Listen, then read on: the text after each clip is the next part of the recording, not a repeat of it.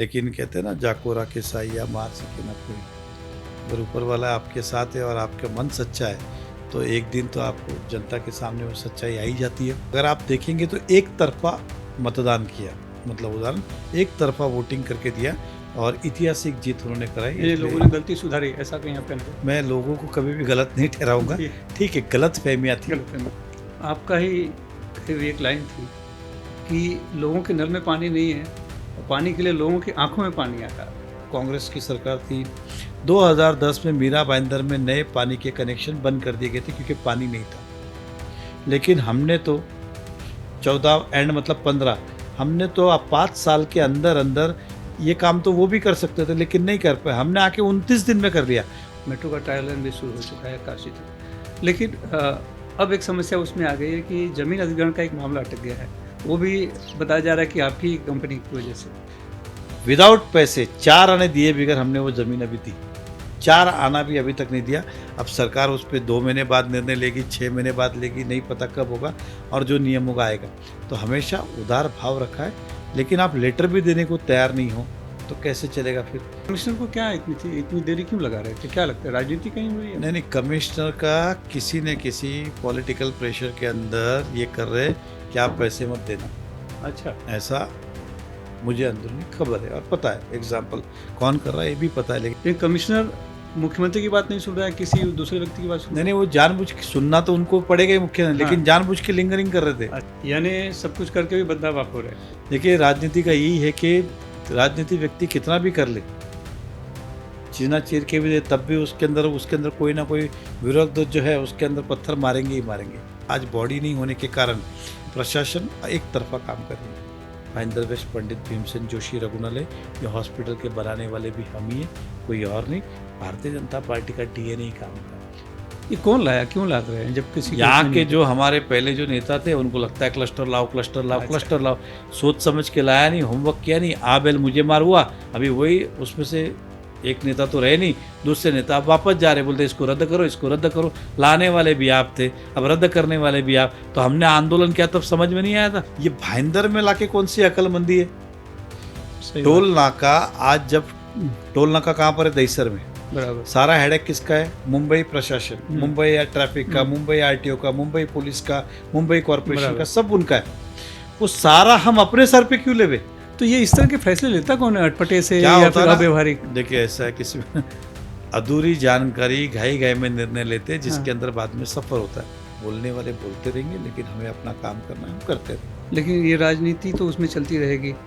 UT में भी कहीं ना कहीं खटपट है, ऊपर से मराठी भाषा का एक मुद्दा है, तो ये सब चीज़ें जो है रोड़ा बनती होंगी ना। देखिए, इस शहर की जनता जानती है और मैं अच्छी तरह से कहता हूँ कि मराठी भाषा का मुद्दा मीरा भाईंदर में कभी रहा ही नहीं। कुछ लोग, उन्हें लगता है कि हमें वोट नहीं मिलेंगे तो जानबूझ के इस तरह का मुद्दे उठा के कलेश निर्माण करने का प्रयास करते हैं और अपनी राजनीतिक रोटियां सेकने का प्रयास करते हैं। लेकिन इस जहर की जनता समझता है।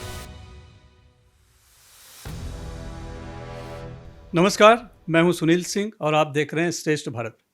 श्रेष्ठ भारत में हम इस बार बात करेंगे श्रेष्ठ मीरा भाईंदर की। शहर के समग्र विकास में अहम योगदान देने वाले नेता, मंत्री, अधिकारी, कारोबारी और सामाजिक कार्यकर्ताओं से हम इस सीरीज में बात करते हैं।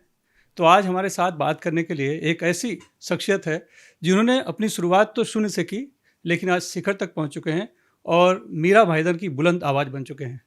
जी हाँ, आप पहचान ही गए होंगे, मैं बात कर रहा हूँ बीजेपी के विधायक नरेंद्र मेहता की, जो आज खुद हमारे साथ हैं।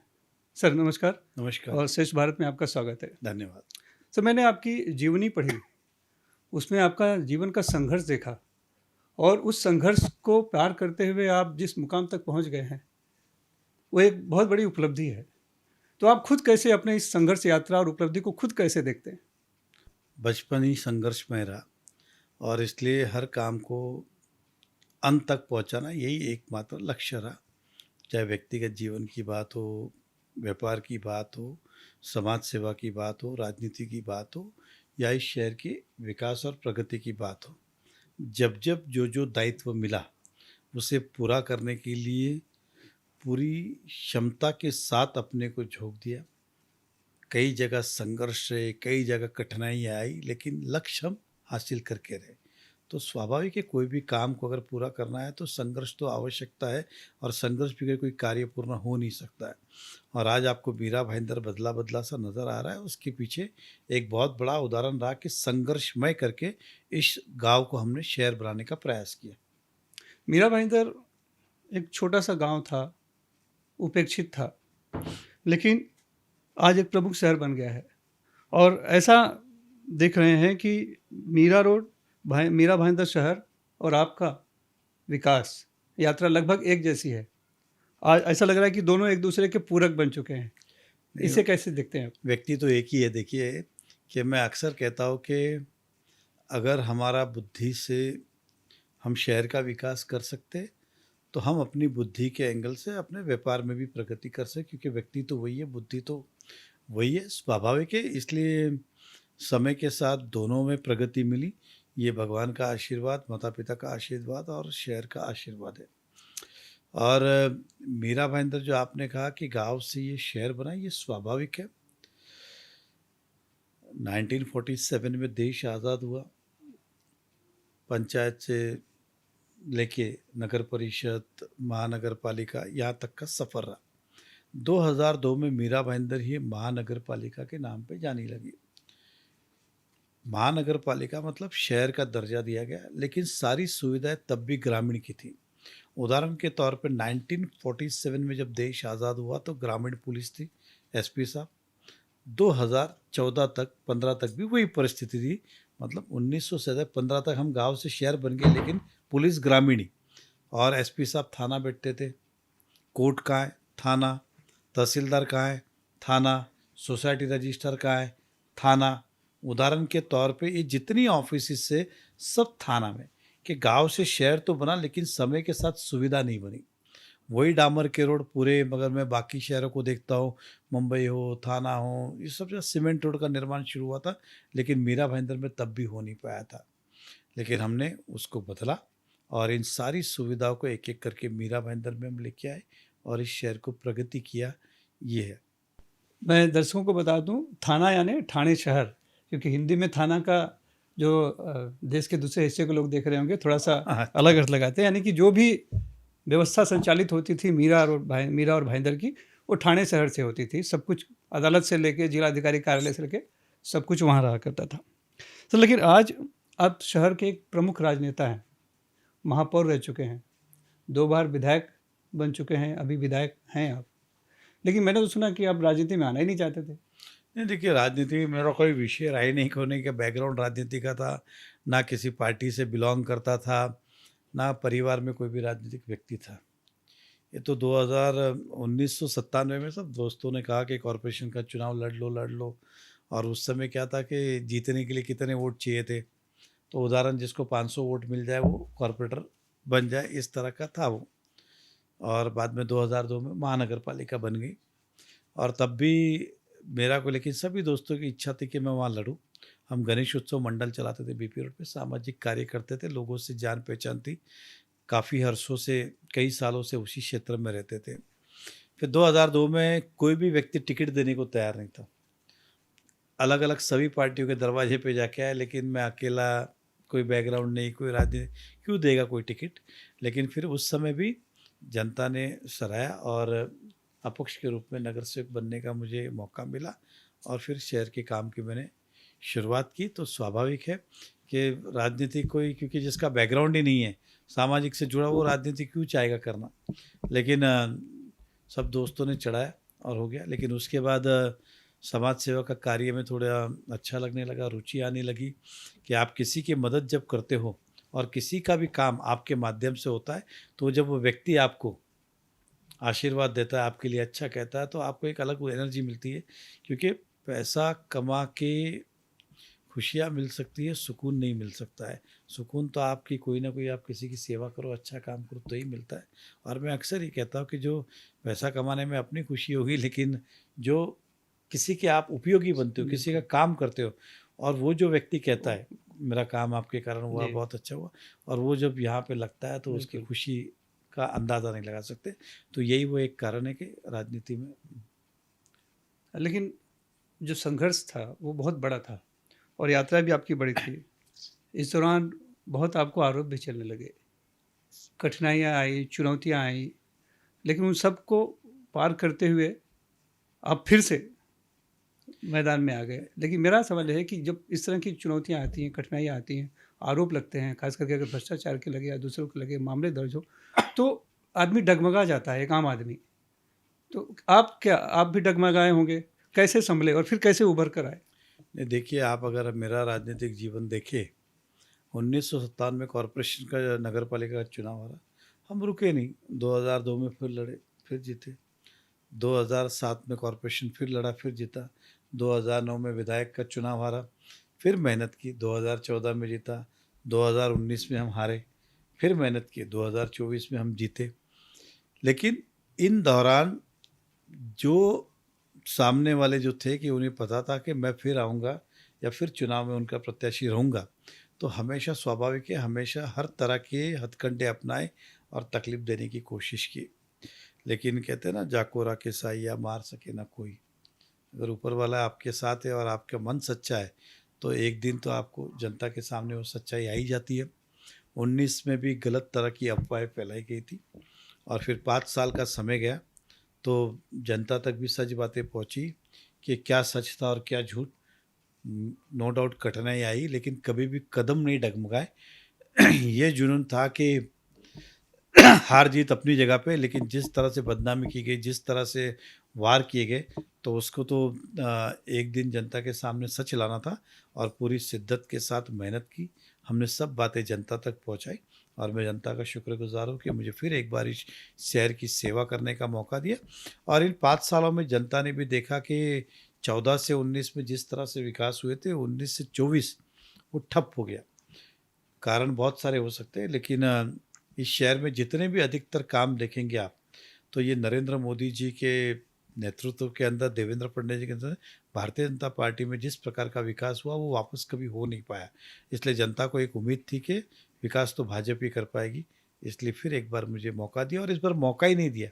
अगर आप देखेंगे तो एक तरफा मतदान किया, मतलब उदाहरण, एक तरफा वोटिंग करके दिया और ऐतिहासिक जीत उन्होंने कराई। यानी लोगों इसलिए ने गलती सुधारी, ऐसा कहीं आप कहना चाहते मैं लोगों को कभी भी गलत नहीं हैं? ठहराऊँगा। जी, ठीक है, गलतफ़हमियाँ थी, गलतफ़हमी में। उस गलतफ़हमियाँ को हमने जनता तक सच बातें पहुँचाई, क्योंकि जनता जनार्दन है, उदाहरण। और उन्होंने फिर मुझे मौका दिया कि इस विश्वास के साथ कि ये आदमी कुछ कर सकता है। तो हम पूरी कोशिश करेंगे कि उनके विश्वास पे खरे उतरें। मैं आपका एक वीडियो देख रहा था, संकल्प 10 साल पहले का। उसमें कई समस्याएँ आपने खुद ही उठाई थी। पानी की समस्या हो, सड़क की समस्या हो, अ, शहर से जुड़ी और भी कई समस्याएँ थी।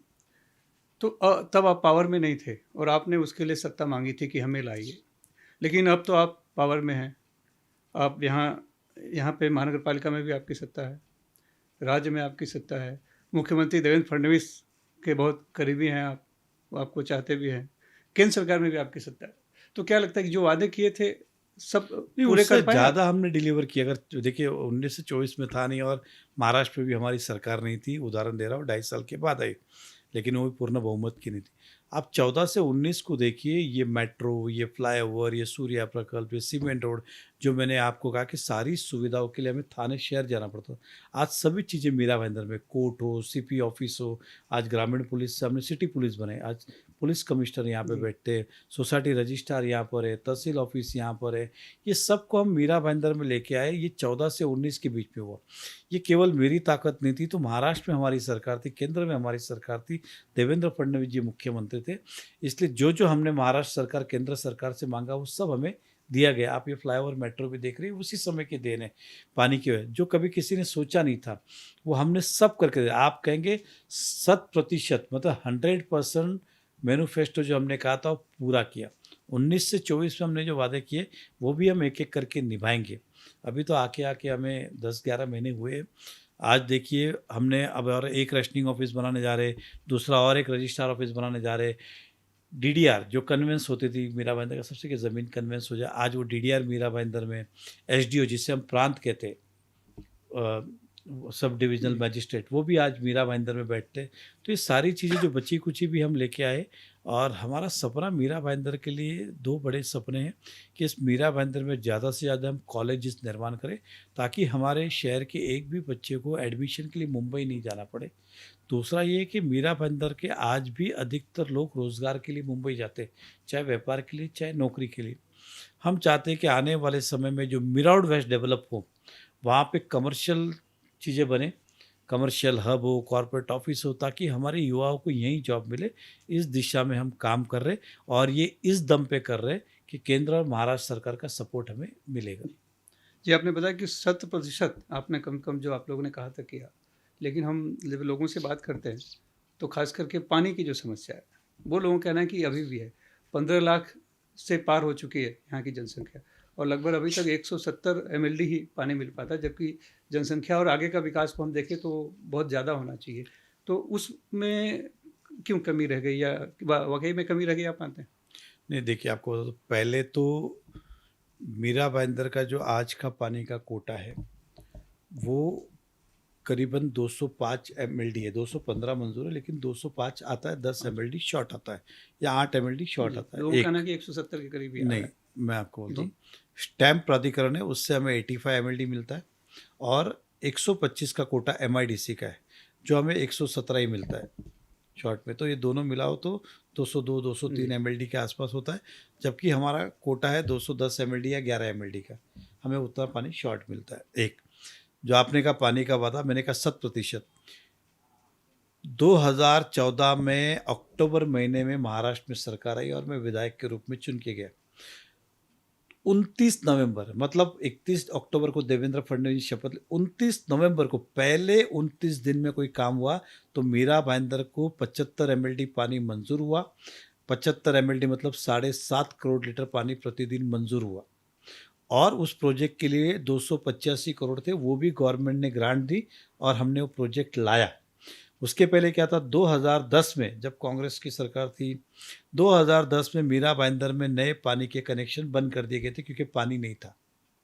लेकिन हमने तो 14 एंड मतलब 15, हमने तो अब 5 साल के अंदर अंदर ये काम तो वो भी कर सकते थे, लेकिन नहीं कर पाए। हमने आके 29 दिन में कर लिया, और 75 एमएलडी पानी मीरा भाईंदर में मंजूर हुआ।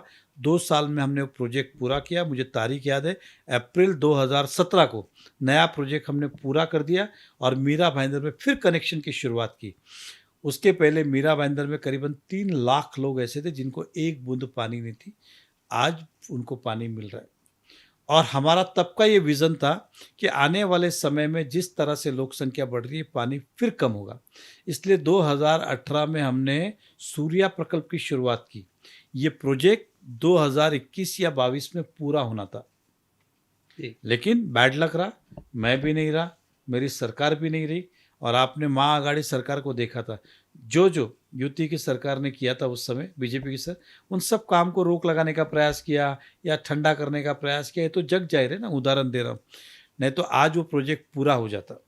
अब फिर हमें चुन के दिया है, फिर मेरी बहुमत की सरकार है, उदाहरण। और ये प्रोजेक्ट अब हम आने में, जनता को कहना चाहूँगा, आने वाले 4-5 महीने के अंदर ये प्रोजेक्ट हम किसी भी तरह से पूरा करेंगे। आपका ही कही हुई एक लाइन थी कि लोगों के नल में पानी नहीं है, और पानी के लिए लोगों की आंखों में पानी आ रहा है। तो वो नहीं, आंखों में पानी। नहीं, स्वाभाविक है। इसलिए मैंने क्या कहा, ये हमने जो वादे किए थे, हमने 75 एमएलडी पहला पानी लाया, लोगों को दिया, कनेक्शन शुरुआत हुई। 3 लाख लोगों के पास पानी नहीं था, आंखों में पानी था, नलों में नहीं था, हमने नलों में पानी दिया। नए कनेक्शन की फिर आज भी शुरू है एग्जाम्पल।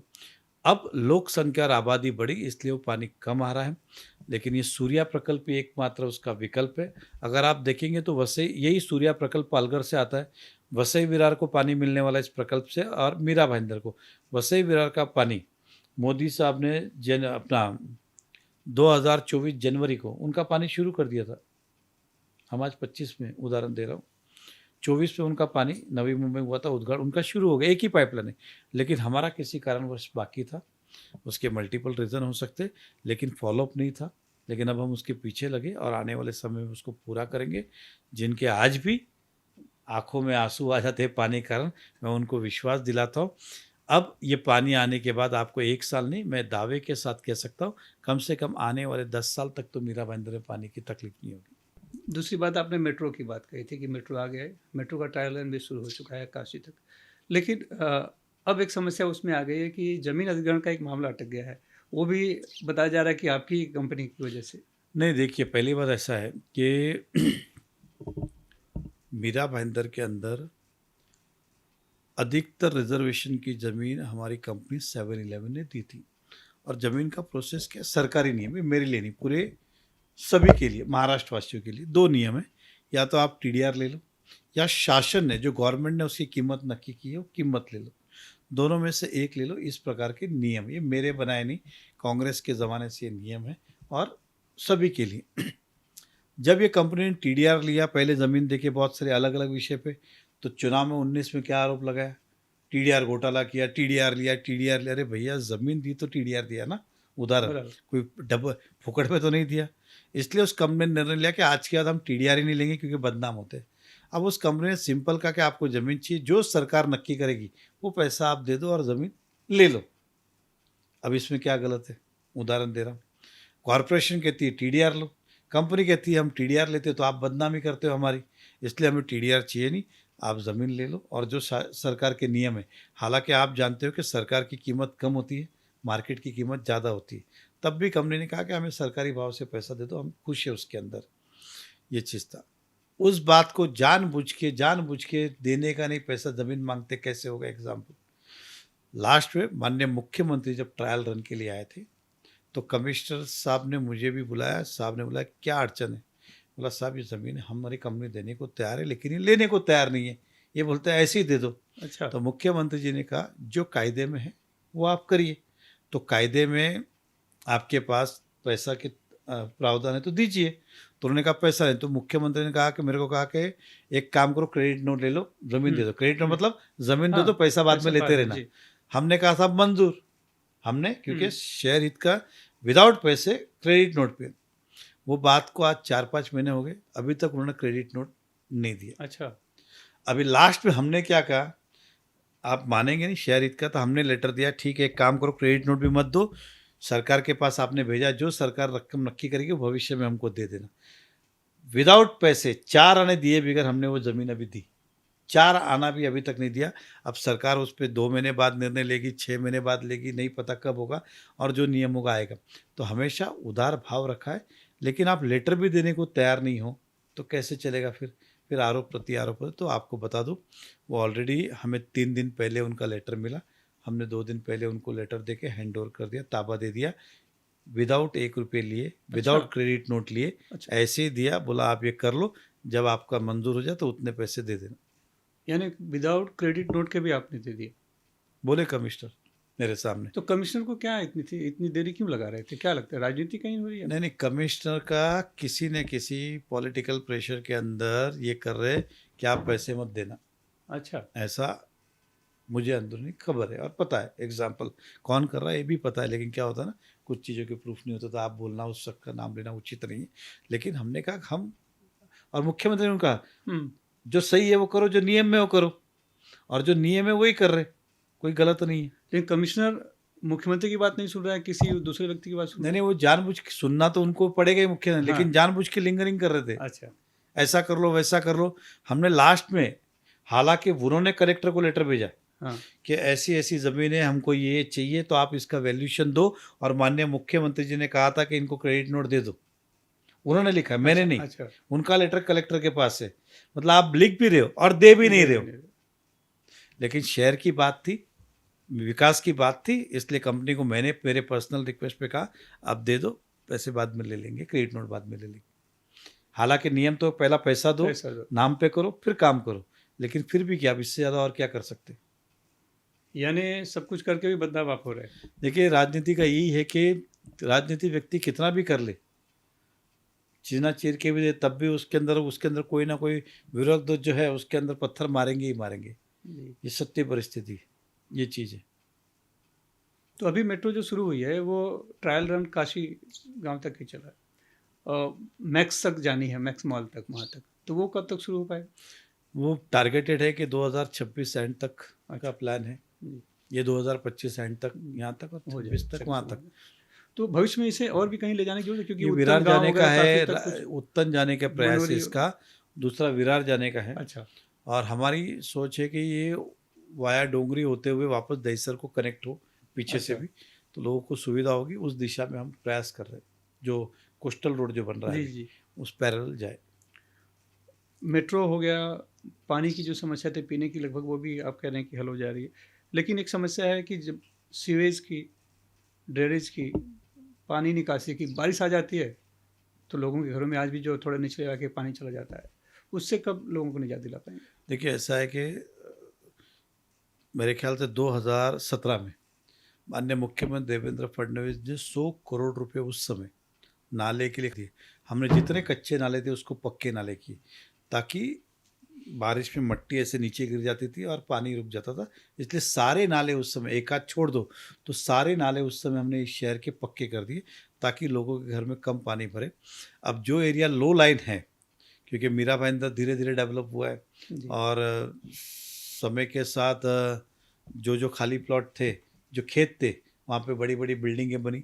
तो पहले बारिश जब आता था तो पानी जो है खेतों में जाता था, वहाँ पे रुकने के लिए अभी होल्डिंग पॉइंट हमारे पास एक भी नहीं है। मतलब जो बारिश आएगा नाला, नाले से समुंदर, समंदर। यही एक मार्ग है। जी। पहले क्या था, इस खेत में गया, उस खेत में गया, तो हाँ, होल्डिंग शॉर्ट टर्म कैपेसिटी बोल लेवल थी, सकते जी, थे, ऐसा खाड़ी है। थी ज़्यादा। आज होल्डिंग पॉइंट है ही नहीं हमारे यहाँ, तो सीधा पानी वही एक मार्ग है। अब हाई टाइड होती है, भर्ती होती है, तो पानी जाता नहीं है, पानी बंद कर दिया जाता है। रिवर्स जी, आता है इंडायरेक्ट पे। जी। तो जो लो लाइन एरिया अगर उसे छोड़ दे तो बाकी जगह ऐसी कोई दिक्कत नहीं है।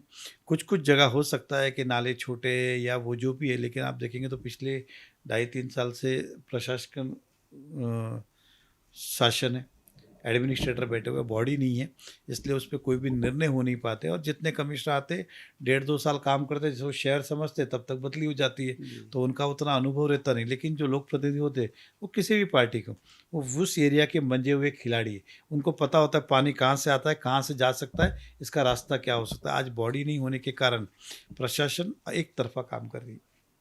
एक तरफा काम तो कर रही है, लेकिन सरकार में आप हैं, एक प्रभावी नेता के तौर पर हैं, एमएलए हैं, मुख्यमंत्री जी खुद आपके करीबी, यानी कि आप उनके करीबी हैं, तो उसका कुछ असर? नहीं नहीं, एक तरफा काम करने का मेरा मतलब ये नहीं कि वो अपना मनमानी जी। कारोबार करे। मैं ये बोल रहा हूँ, उनका अनुभव नहीं है, उनका जितना एक तरफा अनुभव है उतना काम कर रहे हैं। अच्छा। जैसे हम 10 लोग मीटिंग के कोई भी जी। बात के काम करे तो सबके सुझाव आते हैं, हाँ, तो उसके अंदर उनको पता होता है यहाँ से पानी, और जो वो बैठा होता है उसको जो समझ में आ रहा है उतना वो उतना ही काम कर कर रहे हैं। लेता है, तो क्योंकि आप बॉडी नहीं है, डिबेट करने वाला नहीं है। लेकिन समझाने तो आप जा सकते हैं। नहीं, समझाने तो हम हर विषय पे, अलग अलग विषय पे हर लोग जाती है, जनता भी जाती है, हमारे एक्स कॉर्पोरेटर भी जाते, एज ए विधायक मैं भी बहुत बार बात करता हूँ, जाता हूँ, लेकिन सब विषय उनके समझ में नहीं आती है। जब एक बॉडी होती है, जब सभागृह होता है, और सभागृह में जब 90 लोग एक चीज़ बोलते हैं, तो उन्हें लगता है कि ये नहीं, ये होना चाहिए, और अंतिम निर्णय वही करते। ये सब जो है आईएएस ऑफिसर है, पढ़े लिखे लोग हैं, ये अपनी बुद्धि से काम करते। बोलते हैं ना, कुछ कुछ चीज़ें जो होती है उसके अंदर आपके क्या बोलते हैं ना, जूनी चीज़ें ही काम आती है, आपकी लेटेस्ट टेक्नोलॉजी हाँ, काम हाँ। नहीं आती है। कि नाला जो है वो नेचुरल फ्लो से ही पानी जाता है। पहले के ज़माने में कौन से सब नाले थे, बराबर। तो बारिश का पानी कहाँ से आएगा, और नेचुरल नाले बनते गए, वो कुदरती बनते गए। तो ये सारी कुदरती चीज़ें यहाँ के लोग जानते हैं, लेकिन अधिकारी नहीं जानते, ये फ़र्क है। सरकारी अस्पतालों की भी बात हुई थी आपके उसमें, तो 2 सरकारी अस्पताल तो बन चुके हैं जहाँ तक मैंने जानकारी ली, लेकिन एक ट्रॉमा सेंटर जो होना चाहिए, इतना बड़ा अब इलाका हो चुका है, शायद वो नहीं अभी तक बन पाया है, या उसकी योजना भी नहीं बनी है, क्योंकि यहाँ से सीधे फिर जाना पड़ता है लोगों को। देखिए ऐसा है, मीरा भाईंदर बहुत छोटा शहर है, उसकी आमदनी जो है, खाली यहाँ पे रेवेन्यू क्या है, तो म्यूनसिपल हाउस टैक्स रेवेन्यू है, और डेवलपमेंट चार्ज जो बिल्डिंगें बनती है, इसके अलावा कोई रेवेन्यू नहीं है। जैसे बाकी कॉरपोरेशन देखे तो कमर्शियल है, कॉरपोरेट्स है, मॉल्स है, या कंपनीज है, या दूसरी चीज़ें हैं, उनके पास लैंड है जो भाड़े पे दिए, अलग अलग रेंट आते हैं, बैंकों को दिए, ऑफिस को दिए। मीरा भाईंदर में वैसा कुछ है नहीं, यहाँ पे ना इंडस्ट्रीज है ना कुछ है, तो इसलिए एक हाउस टैक्स का रेवेन्यू और ये 2 ही रेवेन्यू है। इसलिए कॉरपोरेशन की अपनी एक मर्यादा कितना खर्च करे, लेकिन फिर भी इस शहर में आपको बता दो कि 2008 में जब मैं मेयर था तो एक हॉस्पिटल की इमारत का मंजूरी हुई, इमारत 2010 में पूरी हुई, जिसे आज पंडित भीमसेन जोशी रघुनालय कहते हैं। वो 10 के बाद 15 तक अलग अलग पार्टियों की सरकार रही, सत्ता रही, मेयर रही, किसी ने भी उस हॉस्पिटल को शुरुआत करने की हिम्मत नहीं की, क्योंकि वो सफ़ेद हाथी था। उसका सालाना खर्चा 100 करोड़, ओह, हमारी टैक्स की आमदनी 100 करोड़। ओह, अब 100 का 100 करोड़ इधर खर्च कर तो महापालिका बात में कैसे? कैसे? इसलिए किसी ने उसको शुरुआत नहीं की। और जब मैं विधायक के रूप में गया, हमारा मेयर बैठा, सर 2015 में तो हमने निर्णय लिया कि हम हॉस्पिटल शुरू करेंगे, जो होएगा देखा अरे, जाएगा आगे। और उस काम की शुरुआत कर दी। 2016 को, जनवरी 2016 में हॉस्पिटल का हमने उद्घाटन कर दिया, मतलब शुरू कर दिया। और फाइनेंस मिनिस्टर उस समय सुधीर मुनगंटीवार थे। ओके, उनको हमने कहा कि उद्घाटन के लिए आइए। उसके पीछे हमारी एक सोच थी, बुलाया। और मेरा भाषण भी है कि हमने हॉस्पिटल तो बना दिया, लेकिन कितने दिन चला पाएगा हमें नहीं पता। अच्छा, इसलिए सरकार का सारा खर्चा, हॉस्पिटल का हाँ, सारा खर्चा सरकार ले। हम्म, और उस समय फाइनेंस मिनिस्टर ने कहा था कि रघुकुल और रीत सदा चली या, आई, प्राण जाए पर वचन न जाए, वाह, इस हॉस्पिटल को महाराष्ट्र सरकार चलाएगी। क्या बात, और बाद में कैबिनेट में निर्णय हुआ और वो हैंडओवर हमने महाराष्ट्र सरकार को किया। आज भाईंदर वेस्ट पंडित भीमसेन जोशी रघुनालय, ये हॉस्पिटल के बनाने वाले भी हम ही हैं, कोई और नहीं। भारतीय जनता पार्टी का डीएनए ही काम का है। जो 20 साल 30 साल में इस शहर में किसी ने हॉस्पिटल नहीं बनाया, हमने बना के दिखाया। आज वो हॉस्पिटल शुरू है। अब जो आपने कहा कि समय के साथ एक और बड़े हॉस्पिटल की आवश्यकता है, ट्रॉमा सेंटर की आवश्यकता है, स्वाभाविक है। महानगर पालिका नहीं तो महाराष्ट्र सरकार से बात करके हम करेंगे। हमने एक प्रपोजल पहले भी दिया था, अब भी वापस देंगे। फाउंटेन होटल के पास हमारी एक रेस्ट हाउस की जगह है, अच्छा, वो आइडियल प्लेस है, क्योंकि इस तरफ थाना, इस तरफ अहमदाबाद, इस तरफ मुंबई। अगर यहाँ पे बनाया जाए तो हाईवेज के बहुत सारे एक्सीडेंट ये वो सब होते, तो वहाँ वहाँ पे पहुँच, वो पॉइंट अच्छा रहेगा, ऐसा हमने सुझाव दिया हुआ है। और शहर में भी एक नए हॉस्पिटल के निर्माण की दिशा में हम चल रहे हैं। शहर का विकास तेजी से हो रहा है, खास करके नई नई बिल्डिंगें आ रहे हैं, लोग आ रहे हैं। अब यहाँ का मतलब घरों की कीमत भी काफ़ी कुछ बढ़ चुकी है, लेकिन वहीं एक समस्या पुरानी बिल्डिंगों की है और उसके लिए लाया गया क्लस्टर योजना। लेकिन हमने देखा कि उस क्लस्टर योजना इन लोगों को डरा रही थी, तो लोग बड़ा विवाद में आ गई। तो उसके लिए क्या क्लस्टर योजना रहेगी, नहीं रहेगी, या फिर देखिए, कैसे विकास होगा? क्लस्टर योजना जब महानगर पालिका में हमारी सत्ता थी, क्लस्टर का प्रस्ताव आया, हमने रिजेक्ट कर दिया, क्योंकि ये शहर हित में नहीं था। हमारे जाने के बाद 2000 मतलब कॉरपोरेशन में 2022 में हमारी मतलब समापन हुआ बॉडी का। और 23 के अंदर ढोले साहब ने, यहाँ के जो राजनेता थे, जो विधायक थे, उनके कहने के ऊपर भाईंदर में क्लस्टर लाया गया और अलग अलग 26 जगहों पे लाया गया, जहाँ पे अधिकतर जूनी इमारतें थी, वहाँ पे लाया गया। तब हमने भारतीय जनता पार्टी ने रास्ते पे उतर के उसका आंदोलन भी किया, लेकिन खैर आखिर में हमारी सरकार सत्ता नहीं थी, वो क्लस्टर लागू हो गया। आज क्या हुआ, 2.5 साल 3 साल के अंदर कई सारी बिल्डिंग को धोखादायक घोषित किया गया, कई बिल्डिंगें तोड़ी गई या कई लोगों ने खुद से खाली करके रिडेवलप, लेकिन एक भी बिल्डिंग को परमिशन नहीं मिल रहा है। क्योंकि क्लस्टर क्या कहता है कि कम से कम 10,000 मीटर प्लॉट होना चाहिए। अब 10,000 मीटर मीरा भाईंदर में कम से कम 15-16 बिल्डिंगें हैं। अब 15-16 बिल्डिंग एक कभी आज तक नहीं हुई, ना कभी होगा। इसलिए एक भी बिल्डिंग को सैंक्शन नहीं मिला, क्योंकि आप क्लस्टर में तो 16 बिल्डिंग साथ में आओ। 16 बिल्डिंग आज तक एक नहीं हुई। 2.5 साल से लोग भटक रहे थे। म्यूनसिपालिटी कमिश्नर बिल्डिंग खाली करता है, लोग चिल्लाते हम जाए कहाँ, जा रहे तो हमको परमिशन तो दो। इस विषय के ऊपर कई सारा विवाद हुआ। दूसरा, क्लस्टर की ज़मीन का ये भी नियम था कि अगर आप क्लस्टर में घर बनाओगे तो बाद में अपना ही घर 15 साल तक आप बेच नहीं सकते। आप बेचोगे तो म्यूनसिपल कॉर्पोरेशन को 25% या 15% रेवेन्यू देना पड़ेगा।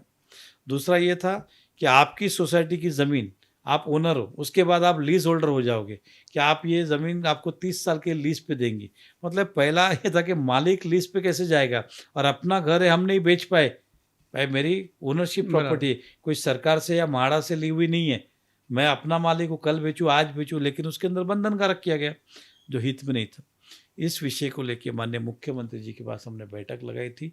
अधिवेशन के चलते मुख्यमंत्री जी ने फिर निर्णय दिया क्लस्टर ऑप्शनल रखा जाए। जिसको क्लस्टर में जाना है वो क्लस्टर जाए, जिसको नहीं भी जाना है तो उसमें इंडिपेंडेंट बिल्डिंग को परमिशन दो। तो जिसको ज़्यादा एफएसआई चाहिए वो 16 बिल्डिंग एक है साथ में करे, नहीं होता है तो सिंगल बिल्डिंग को परमिशन दो। अब ये 2 दिन पहले ही मिनट्स आए और अब ये फिर से मीरा भाईंदर के अंदर ऑप्शनल हो गया क्लस्टर। क्लस्टर बने तो अच्छी बात है, लेकिन प्रैक्टिकली वो होना कठिन है। दूसरी बात, महाराष्ट्र में एकमात्र थाना शहर में क्लस्टर शुरू है, काम शुरू है, वो भी 2017 से शुरू है। आज 25वां 8 साल हुआ, अभी तक पूरा नहीं, अभी तक पूरा नहीं। दूसरी बात, वहाँ पे मुख्यमंत्री खुद थे, एकनाथ शिंदे हाँ। जी, उनका हाँ। उन्होंने समय समय पे 10 बार कायदे बदले। कितने? 10 बार। क्योंकि क्लस्टर में इतनी दिक्कत इतनी है, वो दिक्कत, रोज कायदे हाँ, बदलते हाँ। गए। इधर कौन बदलेगा? दूसरा, आप पूरा महाराष्ट्र देखें तो कहीं भी क्लस्टर कहीं सक्सेस नहीं नहीं है। है। तो फिर मीरा भाईंदर के ऊपर क्यों लादा गया? ये कौन लाया, क्यों लाद रहे हैं जब किसी को यहाँ उसमें के नहीं जो है? हमारे पहले जो नेता थे, उनको लगता है क्लस्टर लाओ, क्लस्टर लाओ, अच्छा। क्लस्टर लाओ। सोच समझ के लाया नहीं, होमवर्क किया नहीं, आ बैल मुझे मार हुआ। अभी वही उसमें से एक नेता तो रहे नहीं, दूसरे नेता अब वापस जा रहे, बोलते इसको रद्द करो, इसको रद्द करो। लाने वाले भी आप थे, अब रद्द करने वाले भी आप। तो हमने आंदोलन किया तब समझ में नहीं आया था। तो आज शहर की जनता को कम से कम मुख्यमंत्री देवेंद्र फडणवीस जी ने राहत दी है। मैं एक क्लस्टर नहीं जाना, तो आप इंडिपेंडेंट भी अभी अपना काम कर सकते हो। मेट्रो में भी एक नेता थे, इसमें भी एक नेता हैं, वो अब नेता का नाम नहीं बता रहे, खाली इशारा कर रहे हैं। देखिए क्या है ना, ठीक है, अभी सभी लोग जानते हैं कि हम जी। किसकी बात कर रहे हैं। शॉर्ट में ऐसा है कि काम होने के बाद सभी लोग अपने अपने श्रेय में जाते हैं, लेकिन इस शहर की जनता अच्छी तरह जानती है कौन सा काम किसने किया और कब किया। इसलिए बोलते हैं सच को प्रमाण पत्र की आवश्यकता नहीं। एक अच्छी खबर आई कि टोल नाका जो दहीसर तक था अब वो घोड़बंदर रोड तक जाएगा। आपने उस पर खुशी भी जताई, लेकिन फिर एक नहीं, उसमें ऐसा दो चीज़ें। जी, टोल नाका शिफ्ट होना चाहिए, ये भारतीय जनता पार्टी की भी सोच है, समझ है और हमारा समर्थन है। जाए तो उसका स्वागत है, लेकिन भाईंदर में नहीं चाहिए। अच्छा, मीरा भाईंदर के बाहर, यानी कि जो हमारा वसई की जो क्रिक है, ठीक ब्रिज है, उसके उसके उस बाहर पार। जाए। ये भाईंदर में लाके कौन सी अकलमंदी है? सही टोल बात, नाका आज जब टोल नाका कहाँ पर है? दहीसर में। बराबर। सारा हेडेक किसका है? मुंबई प्रशासन, मुंबई या ट्रैफिक का, हम्म। मुंबई आरटीओ का, मुंबई पुलिस का, मुंबई कॉरपोरेशन बराबर। का, सब उनका है। वो सारा हम अपने सर पे क्यों लेवे? उनका सारा हम अपने सर पे क्यों लेवे? उदाहरण दे रहा हूं, हम्म, ये मैं कहना चाहता हूं। अब वो भाईंदर में लाएंगे, अब ऐसा ट्रैफिक हो रहा था, बाद में ऐसा ट्रैफिक ऐसा होगा। ट्रैफिक होगा। मतलब उधर जब चेकनाका दहीसर का ट्रैफिक काशी मेरा तक आता था, अब आप फाउंटेन के पास लेके वो ट्रैफिक काशी में उल्टा आएगा। फर्क क्या गिरा? दूसरी बात, आज थाना जाना हो, वसई जाना हो, विरार जाना हो, अहमदाबाद जाना हो तो टोल नहीं है। अभी हमको टोल शुरू हो जाएगा, तो मीरा भाईंदर वाले टोल में क्यों आवे? टोल तो है नहीं तो कैसे शुरू होगा? अब यहाँ टोल नाका आएगा तो क्लस्टर, इसको तो हैवी गाड़ी को तो है ना, हैवी गाड़ी को तो, कमर्शियल हाँ, को है ना, हाँ, साहब उसका परिणाम जो है सब पे आता है ना। मैं उदाहरण देता हूँ, पीने के टैंकर के पानी आते होंगे, वो हाँ। 1000 रुपये होएगा, उसका 1100 हो जाएगा। फल सब्जी की गाड़ी आती है, उसका टोल शुरू हो जाएगा। लेकिन वसई क्रिक के बाद होगा तो भी आएगा। नहीं, मैंने ये नहीं कहा हाँ, थाना जाने के लिए फ्री हो जाता हाँ, ना, मेरे को यहाँ से रास्ता है, रास्ता वो भी गलती है। लेकिन मैंने कहा कि चलो something is better than traffic, nothing. हाँ, वहाँ मुझे आप पूछो तो टोल निकाल ही देना चाहिए, लेकिन फिर भी आपको लगता है तो वहाँ लेके जाओ। यहाँ हमारी ट्रैफिक की समस्या का समाधान नहीं हो सकता। दो समस्या है, एक तो पैसा भी लग रहा है, प्लस मेरा ट्रैफिक का पर्पस भी सॉल्व नहीं हो रहा है, क्योंकि उल्टा ट्रैफिक आएगा। क्योंकि आप देखेंगे तो सुबह जाते तो ऐसा ट्रैफिक होता है, शाम को ऐसा नहीं होता है, शाम को वैसा होता रिवर्स है। सेम इधर होगा। आज आप देखेंगे थाना जाने को, अभी आप आज की बात करो, 15 किलोमीटर लाइन है। कितनी? इतनी ज़्यादा है। अभी अभी माननीय पूर्व मुख्यमंत्री और अभी के उप मुख्यमंत्री, इन्होंने कहा कि थाना में गाड़ी रात को 6 से शाम को 12, सुबह 6 तक ही आएगी। तो फिर इन गाड़ियों का क्या होगा? तो टोल नाका यहाँ लाने से हमारा पर्पस सॉल्व नहीं होगा। मैं फिर कहता हूँ, हमारा विरोध नहीं है, टोल शिफ्ट होना चाहिए, लेकिन उस तरफ जाए ना, क्या फ़र्क गिरेगा? इधर लाके कौन सा, उस तरफ पब्लिक भी नहीं है, हाँ। लोक वस्ती भी नहीं है, तो थोड़ा उधर लेके बड़ा- जाओ। लेकिन इधर तो मेरा ट्रैफिक का पर्पस सॉल्व नहीं होगा। दूसरा, मीरा भाईंदर वाले को थाना जाने के लिए टोल लगना शुरू हो जाएगा, उससे हम बच पाएंगे। तीसरी सबसे बड़ी बात, वो सारा सरदर्द मीरा भाईंदर पे आएगा। तो ये इस तरह के फैसले लेता कौन है, अटपटे से क्या या होता फिर है ना, अव्यवहारिक? देखिए ऐसा है, किसी अधूरी जानकारी घाई घाई में निर्णय लेते हैं, जिसके हाँ। अंदर बाद में सफर होता है। जैसे मैंने कहा कि हमने क्लस्टर का विरोध किया, हाँ। तब आपने समर्थन, आज आप ही नहीं हाँ बराबर है, लोग परेशान है, परमिशन नहीं मिल रही हाँ। है, बैठकें लगा रहे, यही कर रहे हो, कल ये टोल होगा, फिर बैठक लगाओगे, अरे भाईंदर का प्रॉब्लम सॉल्व नहीं हो रहा है, अरे भाईंदर वाले को टोल लग रहा है। तो ये सारी चीज़ें, इसलिए ऐसा प्राथमिक रूप से हमारा मानना है कि टोल को वहाँ ले जाना शहर हित में नहीं होगा। दूसरी बात, जितने भी डिपार्टमेंट है, पुलिस प्रशासन हो, मीरा भाईंदर महापालिका हो या नेशनल हाईवे हो, वो नेशनल हाईवे, कोई भी उस टोल के लिए वहाँ पे समर्थन नहीं दे रहा है। कोई भी अच्छा। ना पुलिस कह रही है कि इधर लेके हम चलेगा, वो भी परेशान है। मतलब जहाँ प्रस्तावित है अभी। हाँ, कि वो शहर हित में नहीं है, किसी कोई राजनीति के एंगल से नहीं, कि शहर हित में नहीं है वो। शहर जगह भी वहाँ कम है, तो और जगह की समस्या कम होगी। है, शहर हाँ। हित में नहीं है, ये स्वाभाविक है ना, वो सारी चीज़ें। आज भी आप देखेंगे एक ट्रक खड़ी है 15 मिनट में तो ट्रैफिक होता है, हाँ। टोल रुकेगा तो कितनी हालत खराब होगी, और वहाँ पे सब हैवी ट्रक का फ्लो ज़्यादा है। आपने 10 साल पहले एक संकल्प लिया था और मीरा भाईंदर के बारे में एक योजना बनाई थी, ये सपने देखे थे।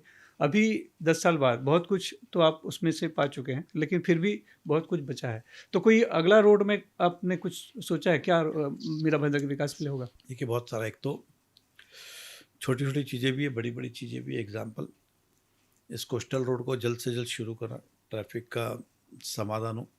उसके बाद इस शहर में ज़्यादा से ज़्यादा कॉलेजेस निर्माण हो। आने वाले समय में इस शहर में यूनिवर्सिटी हो, उस दिशा में काम करना है। हमारे मल्टी स्पेशलिटी हॉस्पिटल हो, हुँ। हार्ट से लेकर सब बड़े से बड़ा ऑपरेशन हो यहीं हो। किसी भी चीज़ के लिए बॉम्बे के सरकारी अस्पताल में जाना नहीं पड़े। आज भी बहुत काम के लिए जे हो, कूपर हो, नायर हो, केम हो, इधर जाना पड़ता है क्योंकि यहाँ वो व्यवस्था नहीं है। हम बॉम्बे शिफ्ट करते हैं। वो जी। सारी सुविधा, ये हमारा इस शहर के लिए सपना है। कॉलेजेस बने, साथ में ज़्यादा से ज़्यादा उद्योग इस शहर में आए ताकि यहाँ के लोगों को यहीं नौकरियाँ मिले, व्यापार यहीं मिले, मुंबई जाने की आवश्यकता नहीं है। स्टार्टअप ये में मदद 3, मिल पाए हाँ, लोगों ये को। 3 मुख्य उद्देश्य है। बाकी छोटे-छोटे बहुत सारे कार्य जी। हमारे काम है जो आने वाले समय में करना है। एनिमल हॉस्पिटल की बात हो, एग्ज़ाम्पल, जी। खड्डा मुक्त शहर करने की बात हो, इस शहर के अंदर अच्छे से अच्छा इंफ्रास्ट्रक्चर डेवलपमेंट हो।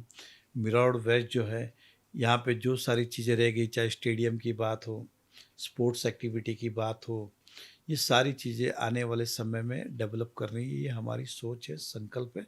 और हमें विश्वास है कि जनता हमारा साथ इस बार भी देगी और हम धीरे-धीरे करके करेंगे। तो कोई लक्ष्य निर्धारित किया है आपने? क्योंकि मोदी जी हमेशा कहते हैं एक लक्ष्य निर्धारित होना चाहिए और जिसकी हम शुरुआत करेंगे उसका उद्घाटन भी हम ही करेंगे। नहीं, स्वाभाविक है कि पिछले 5 सालों में हमें बहुत कुछ, हमें भी सीखने मिला, जी। समझने मिला। और हम, जितने भी मैंने कहा कि हमारा पिछला मैनिफेस्टो 100% हमने कंप्लीट किया है। इस दिशा में अभी हम काम कर रहे हैं, एक-एक काम को हम डिलीवर करने का प्रयास कर रहे हैं और हम धीरे-धीरे करके इन सबको इन आने वाले 5 साल में पूरा करने का प्रयास करेंगे। तो आपसे हमने बातें की तो कहीं न कहीं लग रहा है कि कुछ न कुछ राजनीति विकास के आड़े में कहीं आ रही है। तो लगता है कि वाक़ई में नहीं आती है और वो भी वैसी ही पार्टी जो सरकार में भी शामिल है। नहीं, क्या हो रहा है देखिए, आप मीरा भाईंदर शहर को अगर देखें, उसका जन आधार हमेशा भाजपा का रहा है हुँ। और ये सभी पार्टियां जानती है, विपक्ष। इसलिए भाजपा को जब भी मौका मिलता है बदनाम करने का ये प्रयास किया जाता है, फूट डालने का प्रयास किया जाता है। लेकिन इस शहर की जनता भी समझदार है, होशियार है, वो भली बात जानती है विकास कौन करेगा। दूसरा, संगठन भी इस मीरा भाईंदर का उतना ही मजबूत है, भारतीय जनता पार्टी का, कि ऐसी चीज़ों से वो ना डरता है ना रुकता है। वो आगे बढ़ना जानता है और वो अपने तरीके से धीरे धीरे आगे बढ़ते, बोलने वाले बोलते रहेंगे, लेकिन हमें अपना काम करना है, हम करते रहेंगे। जल्द ही महानगर पालिका के चुनाव की घोषणा भी हो सकती है और आप चूँकि यहाँ के प्रमुख राजनेता हैं एक बीजेपी के, तो क्या रणनीति होगी कि फिर से बीजेपी ही देखिए आए? जितने चुनाव युति का हमने भी समस्या है। देखिए हमने 12 का चुनाव लड़ा, 17 का लड़ा, विधानसभा लड़े लोग, हमने हमेशा विकास के मुद्दों पे ही चुनाव लड़ा है, बाकी मुद्दों पे कभी लड़ा ही नहीं। क्योंकि भारतीय जनता पार्टी के पास इतना किया हुआ है दिखाने के लिए कि दूसरे मुद्दों की आवश्यकता ही नहीं है। और मैं यहीं पे बड़ा हुआ हूँ, आज 45 साल मेरा हुँ। बंधा, तो सभी चीज़ों को हम, छोटी से छोटी और बड़ी से बड़ी सभी समस्याओं से हम अवगत हैं। और हमें पता है कि जनता को क्या चाहिए, चाहे वो स्लम में रहने वाले की बात हो, उनके पूर्ण विकास की बात हो, उनके शौचालय की बात हो, रास्तों की बात हो, उनके बच्चों की भविष्य की बात हो, बिल्डिंग में कन्वेंस की बात हो, उसी की बात हो, अच्छे रोड की बात हो, पार्किंग व्यवस्था की बात हो, भाजी मार्केट की बात हो, ये सारी चीज़ें हम अवगत है। हमने पहले भी एक दिन में तो देखिए कोई कुछ नहीं कर सकते। मोदी जी ने भी आज जो कर दिखाया, उन्हें धीरे धीरे पहले 5 साल में जी। कुछ किया, दूसरे 5 साल में किया, 370 हटाया, अब तीसरे 5 साल में कुछ करेंगे, तो धीरे धीरे वो सारी चीज़ें करते आए। हम भी 5 साल ही हमें सत्ता में पूर्ण बहुमत मिले, इस बार मिलेंगे तो जो अधूरे काम है उसको भी हम पूरा करेंगे। लेकिन ये राजनीति तो उसमें चलती रहेगी। युति में भी कहीं न कहीं खटपट है। ऊपर से मराठी भाषा का एक मुद्दा है, तो ये सब चीज़ें जो है रोड़ा बनती होंगी ना नहीं उसके लिए? देखिए, इस शहर की जनता जानती है और मैं अच्छी तरह से कहता हूँ कि मराठी भाषा का मुद्दा मीरा भाईंदर में कभी रहा ही नहीं। हर मराठी मानुस की इज्जत यहाँ का रहने वाला करता है, महाराष्ट्र भी करता है और मराठी भाषा की भी करता है। और दोनों ने, मराठी और अमराठी, ये दोनों ने मिलजुल के इस शहर का विकास किया है। किसी एक ने नहीं किया ऐसा हम कह नहीं सकते और कभी ये विवाद नहीं। लेकिन कुछ लोग उन्हें लगता है कि हमें वोट नहीं मिलेंगे तो जानबूझ के इस तरह का मुद्दे उठा के कलेश निर्माण करने का प्रयास करते हैं और अपनी राजनीति रोटियां सेकने का प्रयास करते हैं। लेकिन इस जहर की जनता समझदार है। मैं उदाहरण के तौर पे कहूँ, मैं अमराठी हूँ, मैं मराठी भाषा अच्छी बोलता हूँ और इस शहर में कभी भी काम करते समय मराठी अमराठी ऐसा सोच के काम नहीं किया गया, शहर के विकास का काम किया। मुझे जितने वोट मिले, मराठी उम्मीदवार से ज़्यादा मुझे वोट मिले, तो स्वाभाविक है कि यहाँ के मराठी मानुस ने भी विकास का साथ दिया है। इन सब फालतू बातों पे कभी ध्यान नहीं दिया है, क्योंकि हर आदमी एक दूसरे का सम्मान करता है, इज्जत करता है। कुछ लोग खाली अपनी रोटियां सेकते, जो इस मीरा भाईंदर में सक्सेस होने वाला नहीं है। धन्यवाद हमसे बात करने के लिए। Thank you very much. आपका भी बहुत बहुत धन्यवाद। आपको ये मुलाकात कैसी लगी? अपना फीडबैक जरूर दीजिए, लाइक कीजिए, सब्सक्राइब कीजिए। अगली बार फिर मिलेंगे एक नए सक्सेस के साथ। तब तक के लिए नमस्कार। श्रेष्ठ भारत पर खबरों से जुड़े रहने के लिए चैनल को सब्सक्राइब और लाइक करें, बेल आइकन दबाएं और देखते रहें श्रेष्ठ भारत।